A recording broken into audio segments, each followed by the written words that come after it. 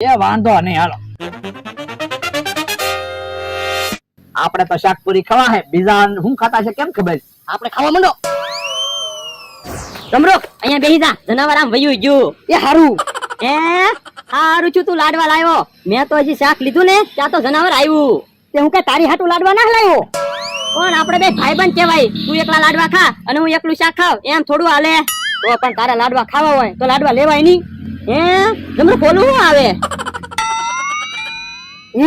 મારી થાળીમાંથી લાડવા ક્યાં ગયા? મને શું ખબર? કોઈ પણ હાથમાં શું છે બતાય તો. એ લાડવા છે, આપણે બે લાડવા ખાવી તો હું લાડવા આપું. એ હારું.